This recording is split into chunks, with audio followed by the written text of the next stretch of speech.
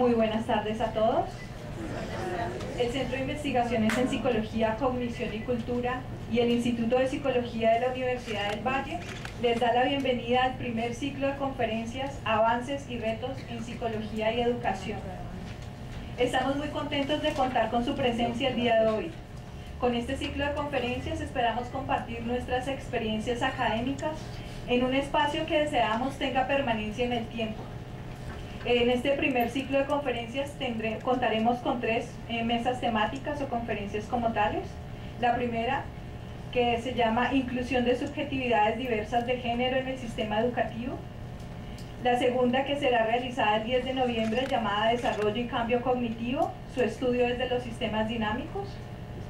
Y en noviembre 17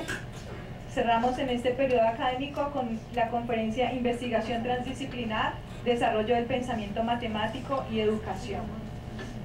Adicionalmente contaremos con una profesora invitada el 25 de octubre de la Universidad de Groningen acerca de la enseñanza de las ciencias en niños pequeños y el papel del uso del lenguaje. La programación de hoy tiene varias iniciativas y es compartir con ustedes el trabajo que ha venido realizando el Centro de Investigaciones en diferentes ejes temáticos. La idea es compartir algo que va más allá de las asignaturas propias de la disciplina de la psicología como tal y que pueden ser de interés tanto para psicólogos como para profesionales de ciencias afines, así como para todos nuestros estudiantes que están en proceso de formación.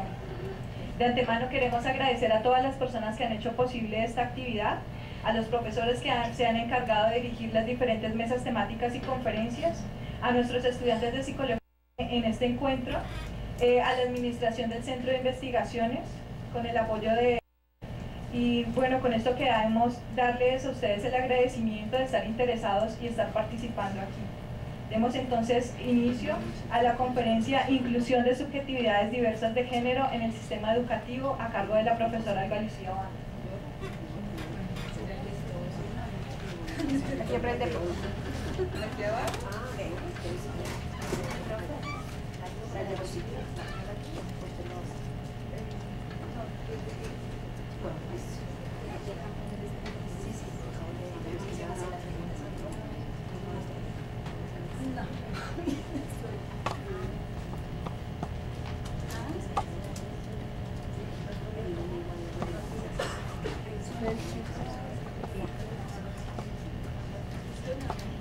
¿Aló?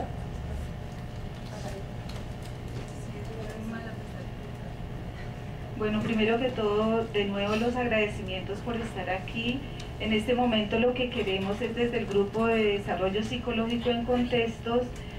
ofrecer a ustedes, digamos, los resultados de un ejercicio de reflexión crítica que hemos hecho alrededor de un trabajo que es nuestro programa de investigación en la línea de psicología y género, una línea que se ha marcado el investigar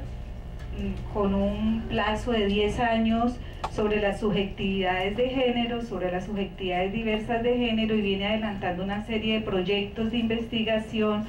para cumplir, digamos, con este objetivo. El tema de las subjetividades diversas de género, por supuesto que nos compromete con unas discusiones que actualmente se están dando en el país alrededor de cómo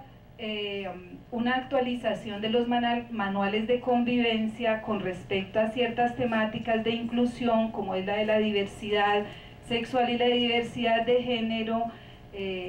digamos que crean una serie de discusiones y una serie de situaciones que convocan a muchos agentes del país a poner sus puntos de vista, a opinar, a construir también conocimiento alrededor de esta problemática. Nosotros como grupo de investigación y como línea de investigación comprometida con la temática de subjetividades de género, pues asumimos, digamos, ahora la responsabilidad y aprovechamos este espacio para socializar a ustedes un poco de lo que ha sido nuestra reflexión alrededor de la situación. Por supuesto que Nuestro punto de vista está marcado, digamos, por las perspectivas teóricas y metodológicas que acompañan nuestro devenir como grupo de investigación y como línea de investigación. Ahí queremos dejar claro que nuestro punto de vista es uno de los muchos puntos de vista que existen en el país, que existen en la academia y que existen en las instituciones del sistema educativo para interpretar el fenómeno. Por eso es una actividad pública que va a invitarlos a ustedes a conversar de una manera dialogada sobre los puntos de vista que ustedes tienen al interpretar el fenómeno y los que nosotros compartimos. O sea, no tenemos ninguna aspiración aquí a presentar unos criterios que sean los verdaderos acerca de la construcción de las subjetividades de género y menos sobre el proceso de construcción de diversidades en las subjetividades de género. Dado que el tema con el cual los invitamos ustedes hoy a venir es la inclusión de las subjetividades de género en el sistema educativo, queremos compartir con ustedes que el Centro de Investigaciones en Psicología, Cognición y Cultura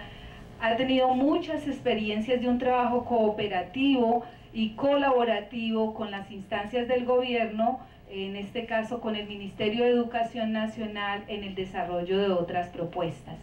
Quisiéramos compartir con ustedes un poco de lo que ha sido esta experiencia y de los aprendizajes que ha dejado esta experiencia, no en la construcción en este momento de los lineamientos que son objeto de discusión, sino en otra serie de, digamos, de instrumentos, pero que de todas maneras han dejado unos aprendizajes para los investigadores, para la academia como cuerpo de expertos llamados por el Ministerio de Educación Nacional a apoyar procesos de cambio y procesos de actualización en su sistema. Un grupo de profesores adscrito al Centro de Investigaciones en Psicología, Cognición y Cultura entre el 2006 y el 2008 asumió el reto de desarrollar una propuesta para implementar acciones de cambio en la oferta de evaluación por competencias de la educación de los niños pequeños. En un trabajo colaborativo entre el ente académico y los agentes del Ministerio de Educación Nacional, este grupo desarrolla y se vincula a un trabajo académico y político en materia de actualización e innovación en el sistema educativo. Al interior de esta propuesta se desarrollaron unas baterías denominadas Aprender y Jugar, instrumentos de evaluación por competencias como parte de la política de cero a siempre liderada por el Ministerio de Educación. En este trabajo colaborativo, uno de los asuntos interesantes que nos dejan los aprendizajes adquiridos por los académicos del Centro de Investigaciones en Psicología, Cognición y Cultura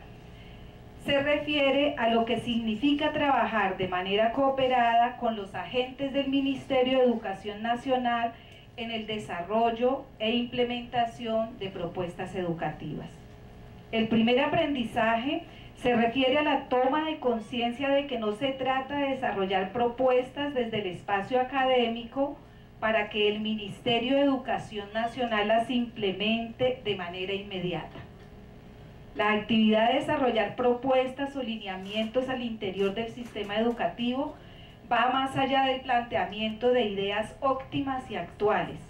Existe un proceso de negociación y revisión de las propuestas desde los intereses que representa el Ministerio de Educación Nacional frente a su responsabilidad como garante del bienestar de los ciudadanos colombianos en materia de educación. De allí que cuando escuchamos que el Ministerio de Educación Nacional quiere obligar a los directores de los colegios a implementar una propuesta que se construya a espalda de los intereses de la sociedad, nos colocamos en una actitud reflexiva sobre los procesos involucrados entre el desarrollo de una propuesta de lineamientos y su aplicación. El desarrollo e implementación de una propuesta como responsabilidad del Ministerio de Educación Nacional debe responder a varios intereses: el bienestar social, el cumplimiento con los lineamientos constitucionales, fundamentos del modelo de democracia, para el caso de Colombia de una democracia participativa que representa a la nación, la viabilidad de su implementación con los recursos humanos y materiales existentes, entre muchos otros. Si se conoce y reconoce que una de las características de las instituciones educativas en Colombia, y en esta Colombia democrática y participativa, es la autonomía, es casi imposible imaginar y explicar la manera como el Ministerio de Educación Nacional puede obligar en el funcionamiento de las instituciones la implementación de ciertos lineamientos, dado que la autonomía de la que gozan las instituciones educativas se relaciona con ese rango de libertad para decidir qué aplican, por qué lo aplican y cómo lo aplican. Si bien a todas las instituciones educativas les toca cumplir con ciertos requerimientos legales y jurídicos que rigen el devenir de una nación, es decir, ser constitucionales, respetuosas de los lineamientos jurídicos,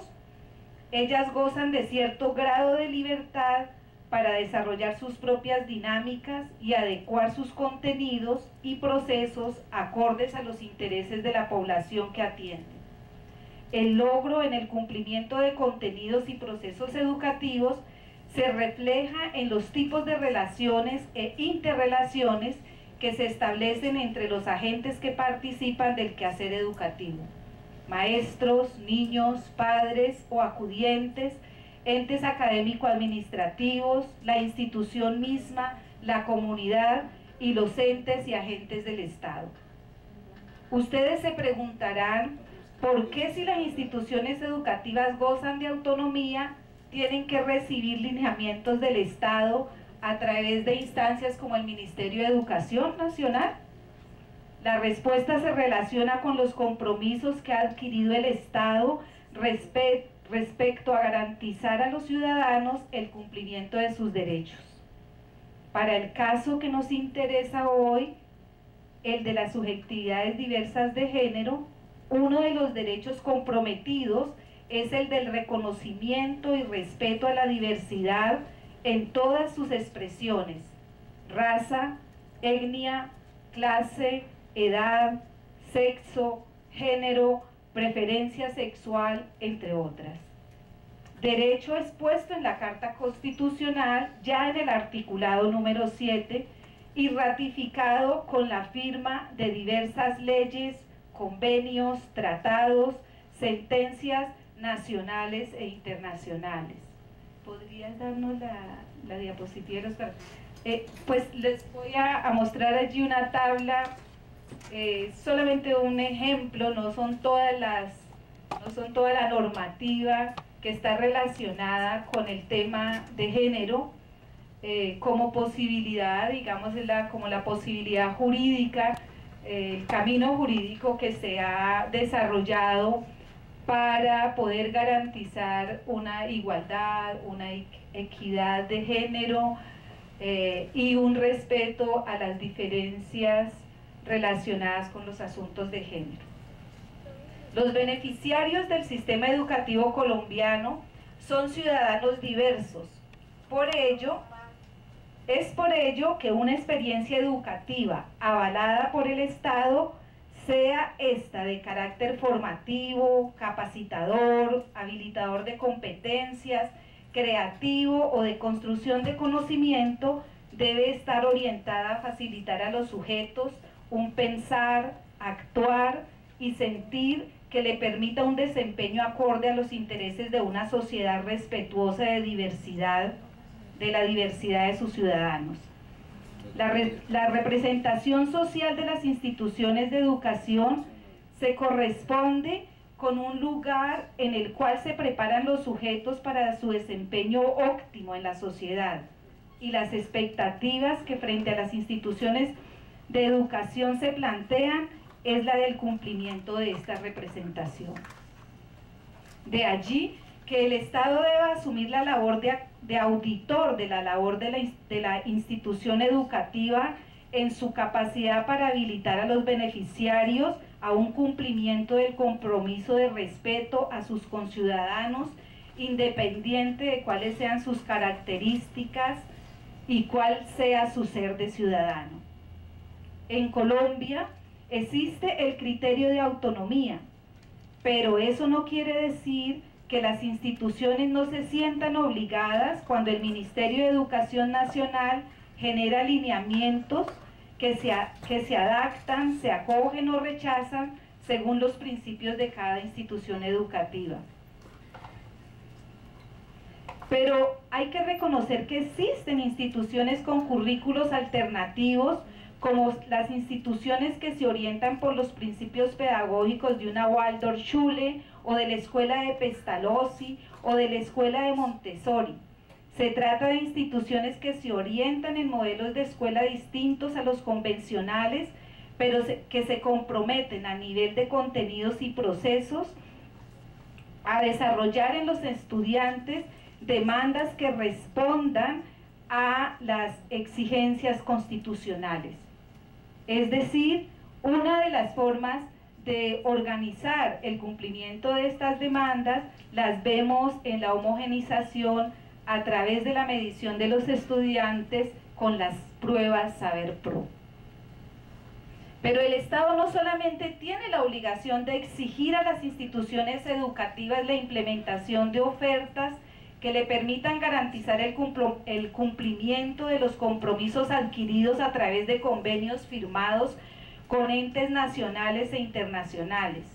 Él tiene la obligación de acompañar el planteamiento de las necesidades, de las demandas, con propuestas, y es de allí donde la academia y los expertos se constituyen en agentes significativos en el proceso de actualización e innovación. Se trata de plantear desde las instancias académicas, como universidades, institutos, centros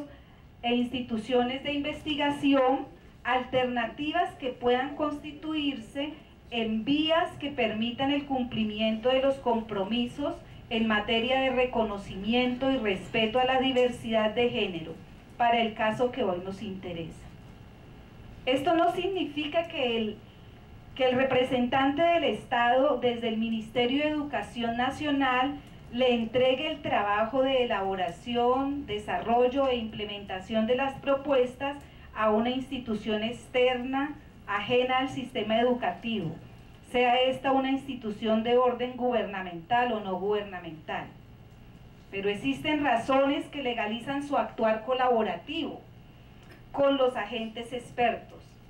dado que la realidad es más imbricada en las relaciones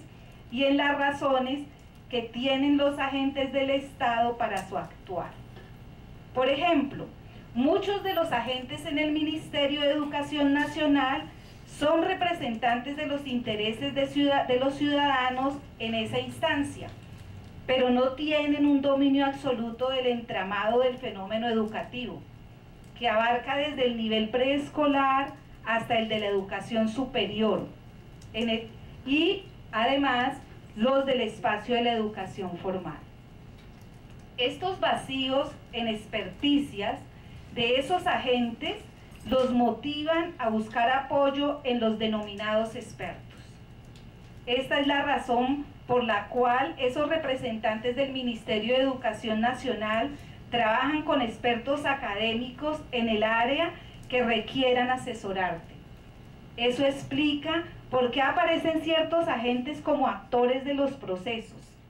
y aclara la razón por la cual una ONG como Colombia Diversa,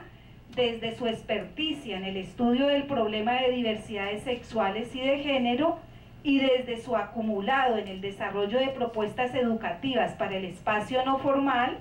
fuese convocada en el proceso de acoplamiento de la propuesta de lineamientos que lleva a la discusión a nivel nacional.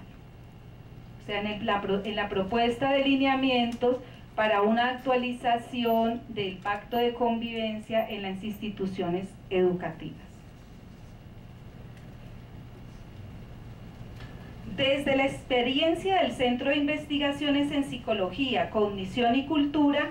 se reconoce que los procesos de comunicación entre los expertos y el ente administrativo del Ministerio de Educación Nacional tienen sus especificidades. Un segundo aprendizaje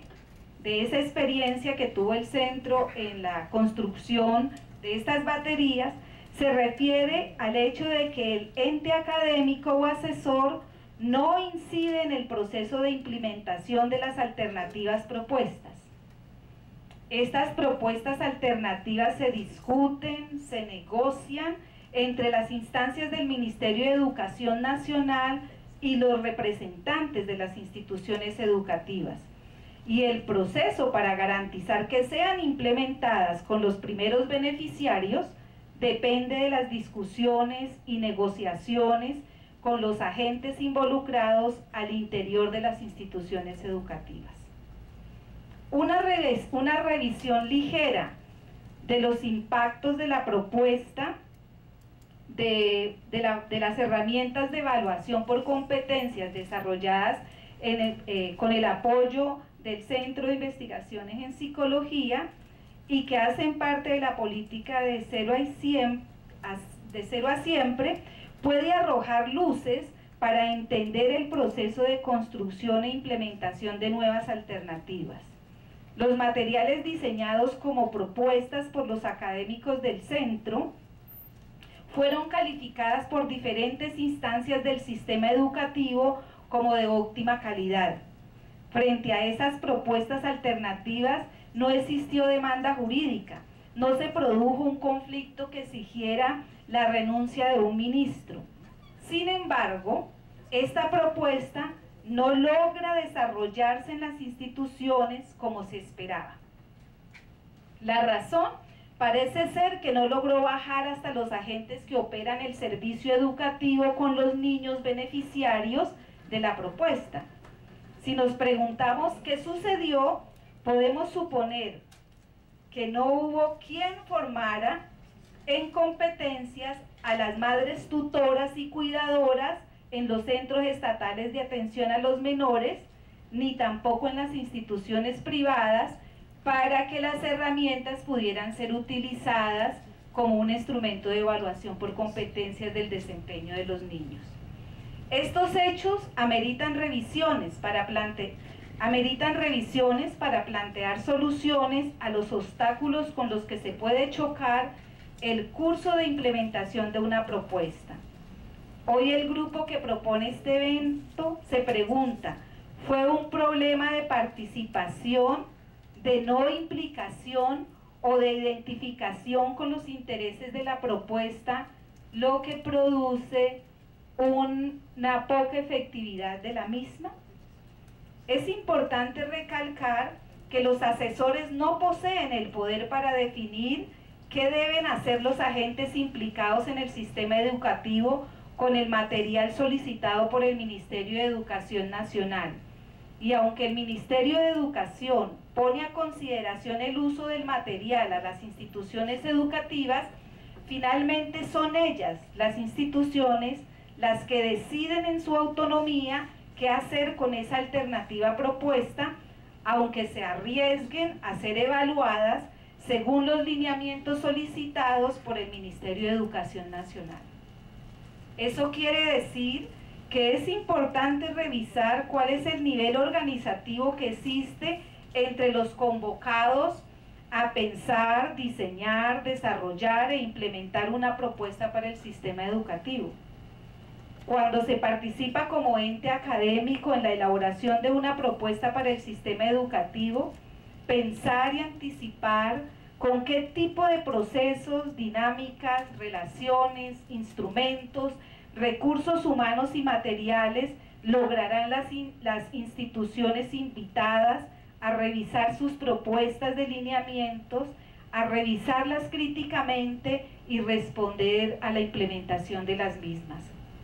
Reconocer el carácter contextualizado y situado del fenómeno que la propuesta posee. Es tal vez el desconocimiento de la diversidad del contexto de las instituciones, entes y agentes que participan en el sistema educativo, una más de las razones que ocasionan reacciones tan traumáticas como las sucedidas en el último tiempo frente a la propuesta de lineamientos para revisar los manuales de convivencia en la escuela. Las instituciones educativas tienen libertad sobre el desarrollo e implementación de sus propuestas pedagógicas, pero esa libertad tiene sus límites, y es el de que los procesos de aprendizaje no sean usados para enseñar, sino que aborden otros caracteres como los que circulan en las acusaciones actuales de los peligros que una herramienta, una propuesta de unos lineamientos sea una herramienta para ideologizar. Quisiera en un segundo momento, después de hacer este enlace de lo que es la propuesta de inclusión, revisando una experiencia que hemos tenido en el centro, que no ha sido nada traumática, al contrario, muy exitosa y elogiada, pero que nos muestra cómo existen unas dinámicas en la relación entre el ente académico o el ente asesor o el ente experto, el Ministerio de Educación y todas las demás instancias que se encuentran involucradas en los procesos. Nosotros, digamos que nos proponemos pensar este problema de inclusión de las subjetividades diversas de género, reconociendo esos obstáculos, pero al mismo tiempo reconociendo que existen una serie de potencialidades que, si las tenemos en cuenta, pueden hacer efectiva y hacer menos traumáticas las propuestas. Es de allí como nos hemos propuesto reflexionar sobre una posible inclusión de las subjetividades de género y los retos que plantearía su abordaje. Consideramos que la primera exigencia que con la que habría que cumplir es la de abrir una discusión en la sociedad sobre las diversidades de género. Y segundo, revisar las posibilidades y viabilidades de incluir una propuesta en los asuntos educativos. O sea, si bien no podemos obviar que las diversidades en las subjetividades de género existen, esto no ha sido material de discusión pública, no ha sido material de discusión en los diferentes círculos sociales, y creo que eso es lo que comienza a darle un carácter de imposición a cualquier propuesta alternativa que venga, y sobre todo pues cuando tenemos una organización jerárquica del sistema educativo, digamos, a nivel de estructura, ¿no?, del sistema, aunque parece que a nivel de funcionamiento interno tenemos bastantes espacios como el de la autonomía educativa, que nos permite movilizarnos, parece, en un espacio mucho más horizontal, dialogado y negociado de las propuestas a implementar. Nosotros, digamos que concluimos en nuestras reflexiones que en una preparación para los retos que plantea la inclusión del tema de subjetividades diversas de género en el sistema educativo, es necesario abordar ese tema como un fenómeno complejo, contextualizado y situado. Pero, ¿a qué nos referimos con el concepto de subjetividades diversas de género? Definiremos el concepto desde un entender académico que asume las subjetividades de género como la experiencia de significar un mundo de género. Esta definición se corresponde con una perspectiva fenomenológica que asume la subjetividad como un proceso de construir conocimiento sobre la experiencia que se tiene como sujeto de género o generizado en una serie de contextos sociales, culturales, biológicos, políticos, entre otros. Contextos en los cuales el sujeto actúa. Es decir, se reconoce a esa experiencia de significar un mundo de género y se reconoce en esa experiencia la acción de significar como una vivencia de género, como una forma de construir la propia subjetividad. Los cuestionamientos acerca de cómo se significan esas vivencias de género han sido objeto de muchas investigaciones en los estudios feministas y de género durante las últimas décadas. Otro de los supuestos a partir de los cuales se produce conocimiento es el que las subjetividades de género involucran un proceso de subjetivación de género. Ello implica asumir el estudio de las subjetividades de género no como un hecho, no como una verdad absoluta, fija y natural, sino como un proceso. Las preguntas sobre cómo se lleva a cabo ese proceso, o quiénes o qué interviene en las dinámicas de ese proceso, ha sido materia de trabajo de muchas disciplinas. Desde la disciplina de psicología se han develado aspectos diversos dependiendo de la orientación y perspectiva teórica y metodológica de análisis de los procesos. Este análisis de los procesos de subjetivación, digamos, maneja aportes desde la subjetivación de género como proceso cognitivo, como proceso social, como proceso cultural, como proceso psíquico con una orientación, con análisis desde una orientación psicoanalítica, hasta ser revisados como un proceso mediado por relaciones de poder. Un problema con el cual se enfrentan los estudios de las subjetividades diversas de género es la necesidad de diferenciar entre los conceptos de sexo, género y sexualidad, así como de identificar las intersecciones de estos tres conceptos. Un uso indiferenciado de los conceptos, como suele suceder en el devenir de la vida cotidiana, crea tergiversaciones y se constituye en un obstáculo para el abordaje académico del problema. Entonces digamos que en este punto para la academia, para los análisis académicos sobre subjetividades de género ha sido vital diferenciar cuándo nos estamos refiriendo a la categoría de análisis sexo, cuándo nos estamos refiriendo a la categoría de análisis género y cuándo nos estamos refiriendo a la categoría de análisis sexualidad, ¿no? Y las interrelaciones que existen entre estos tres conceptos para sus definiciones. Podemos decir, por ejemplo, que dentro de la historia teórica y del desarrollo teórico que ha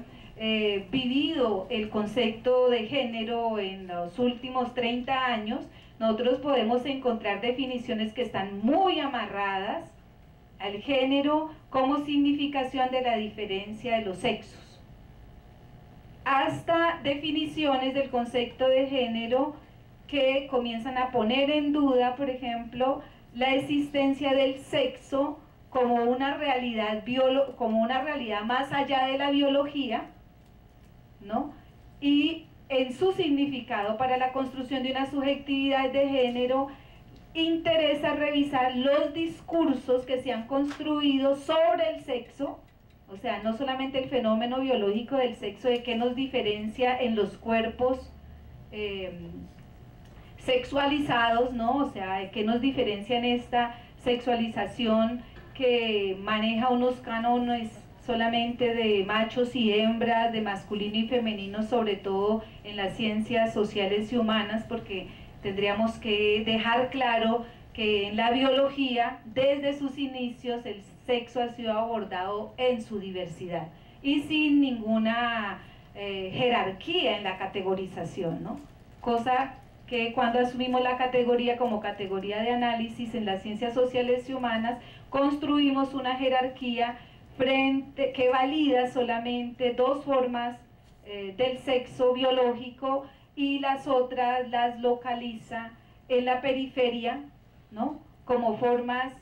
más o menos o con más o menos posibilidades de llegar a ser de llegar a ser semejante o igual a las formas legalmente aceptadas. Ese estatuto de legalidad de los sexos es lo que hoy teóricas posmodernas califican, y hay veces con bastante preocupación mismo para las teóricas feministas y para las estudiosas de los géneros, califican como la no existencia de una biología del sexo, ¿no? O sea, lo único que existe es un discurso sobre esas diferencias de los cuerpos, que se construyen discursos sobre el sexo en la medida que en las ciencias sociales se jerarquiza y se les da un estatuto de legalidad solamente a dos formas del ser de sexo para los humanos. Cuando abordamos el concepto de sexualidad, y allí también de nuevo hay mucha confusión entre sexualidad y sexo, digamos que dentro de las teorías feministas y las teorías de género, este concepto de sexualidad está amarrado más a las posiciones políticas acerca del deseo y del erotismo, ¿no? En qué medida ha habido también una sexualización del deseo y del erotismo como posibilidades de los seres humanos y el reconocimiento y legalización de los seres humanos. O sea, todas estas discusiones acerca de qué es lo eróticamente legal, qué es lo eróticamente reconocido como humano, qué es lo eróticamente y a nivel del deseo reconocido con legalidad para los seres humanos dentro de unos cánones que los marquen como normales o anormales. Y es eso lo que en el sentido común y para la mayoría de la gente, muchos de nosotros hemos sido socializados dentro de este discurso, pues todo aquello que se salga, ¿no?, de las formas eróticas y bueno, vamos de nuevo allí, que es lo que se denomina como erotismo, esa centralización de la sexualidad en la genitalidad o en los intercambios sexuales atravesados por el coito, ¿no? Y el resto parece que el resto no es sexualidad. Digamos que en teoría feminista y en teoría de género se trabaja más como los actos eróticos o los significados eróticos, los discursos eróticos y los discursos de deseo que constituyen a un ser humano, ¿no? Y cómo estos han sufrido de ciertas jerarquizaciones. Desde la perspectiva que comparten los miembros del grupo de investigación Desarrollo Psicológico en Contexto y desde los grupos macros de investigación sobre el tema de subjetividades diversas de género, debo aclarar allí que a pesar de que el grupo de Desarrollo Psicológico está inscrito al Instituto de Psicología, cuando se implementan los proyectos de investigación hay un trabajo de cooperación interdisciplinario con grupos de otras disciplinas, ¿no? Entonces, por ejemplo, en el momento estamos cerrando un proyecto de investigación que convocó a grupos de 5 disciplinas diferentes. Entonces se trabaja con la educación, se trabajan con grupos de investigación de la Facultad de Educación, con grupos de investigación de las ciencias de la comunicación, con grupos de investigación de sociología o de política o de las ciencias de la administración. No solamente desde el punto de vista de lo psicológico abordamos el fenómeno. Desde esa perspectiva del grupo macro, las subjetividades de género se asumen como un fenómeno contextualizado, espacial y temporalmente. Es decir, se reconoce que como fenómeno el mismo se sucede en estrecha relación con los contextos sociales, culturales, políticos, económicos, históricos, ideológicos en los cuales está inmerso el sujeto. La subjetividad deja de ser un fenómeno exclusivamente interno, psíquico, personal, intimista, que le sucede a todos los sujetos de manera universal, para ser un fenómeno que además de proceso psíquico, es diferencial de acuerdo a los contextos en los cuales dicho proceso se sucede. Es decir, no es lo mismo vivenciar el proceso de subjetivación de género en la ciudad de Cali que en la ciudad de San Francisco o en la ciudad de Berlín. Así el sujeto de la vivencia sea el mismo. Estos contextos temporales y espaciales no son solamente físicos, sino discursivos. De allí la importancia en los estudios de subjetividades diversas de género de analizar el fenómeno con respecto a las instituciones, agentes y discursos involucrados. Para el caso de este evento vamos a revisar las implicaciones de instituciones como la familia, los medios de comunicación como contextos y procesos sociales y políticos como el de la participación